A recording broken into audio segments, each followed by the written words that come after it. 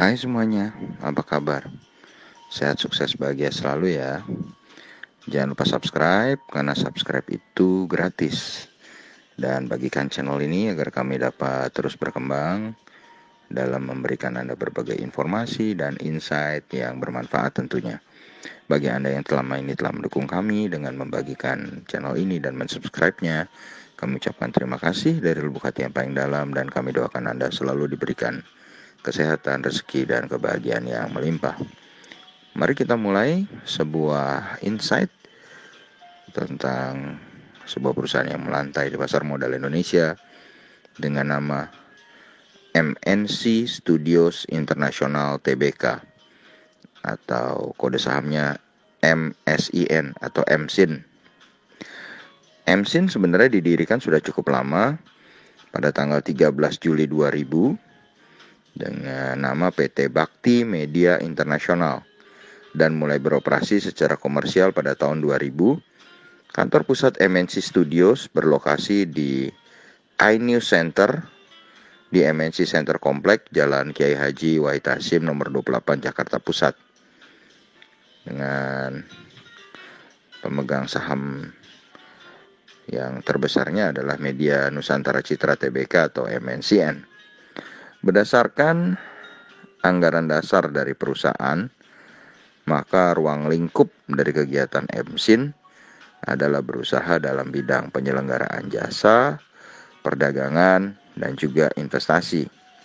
Saat ini MNC Studios melalui entitas anaknya melakukan kegiatan usahanya di dalam bidang media, khususnya dalam bidang production house, advertising, dan juga talent management.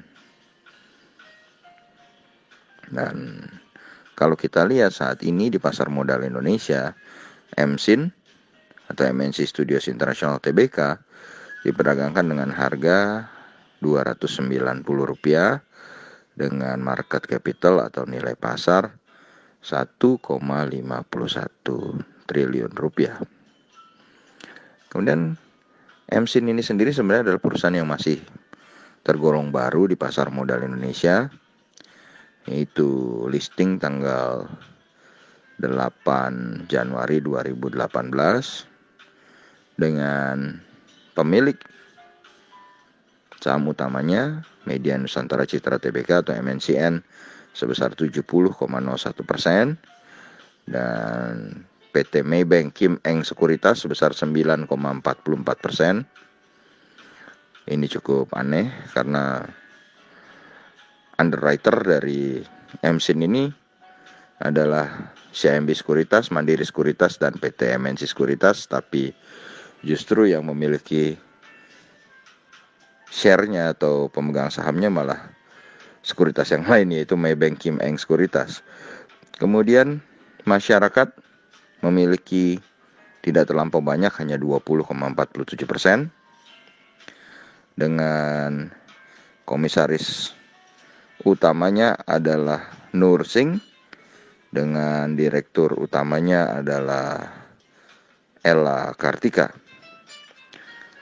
Sebelumnya salah satu komisaris MSIN adalah Angela Tanusudibio, yang sekarang karena menjabat sebagai wakil dari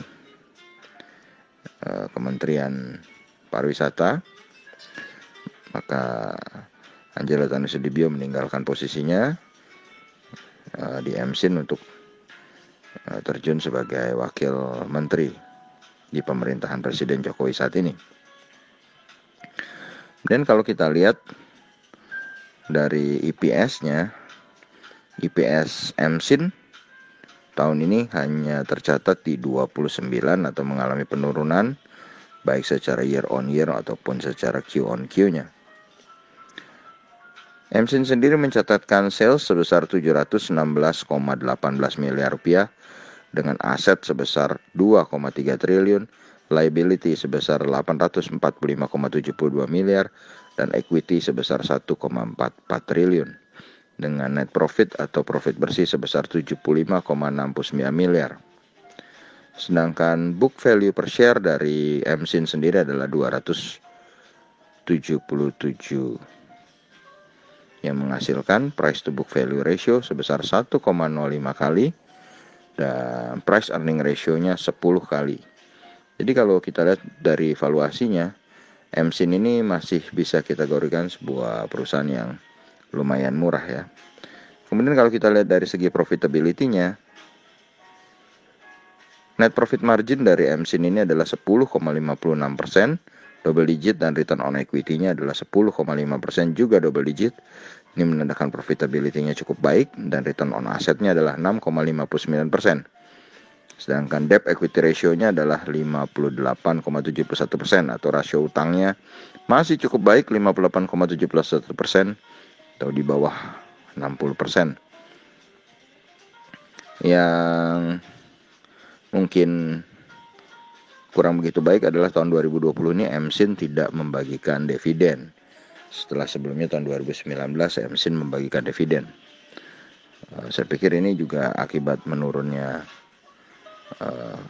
EPS karena diterpa juga oleh badai COVID-19. Kemudian kalau kita lihat MSIN sendiri secara harga, secara year to date harga MSIN saat ini 290 sudah berada dalam posisi yang cukup murah karena MSIN sendiri diperdagangkan dengan harga terendah 242 dan tertingginya 424 secara year to date. Sedangkan all time high-nya atau nilai tertinggi dari MSIN sendiri adalah di 510. Jadi baik secara year to date maupun secara all time high, MSIN masih sangat murah. Kemudian kita lihat dari investor asing sendiri, selama 1 minggu terakhir, MSIN mencatatkan total beli bersih oleh investor asing sebesar 94,68 juta rupiah. Tapi kalau kita lihat secara year to date atau sejak awal tahun, MSIN mengalami penjualan dari investor asing atau net foreign sale sebesar 196,47 miliar rupiah. Demikianlah sedikit insight tentang saham dengan kode MSIN atau MNC Studios International Tbk. Dan ini bukanlah ajakan untuk membeli. Kami hanya berusaha memberikan informasi mengenai sebuah saham yang harganya 200-an yang kami lihat secara valuasi cukup baik, kemudian secara profitability juga cukup baik, double digit, dan rasio hutangnya cukup kecil, 58,71%. Demikian, semoga bermanfaat, tetap sehat, tetap semangat, maju terus dalam mencapai profit maksimal di pasar modal Indonesia, dan jangan lupa untuk selalu berusaha bahagia.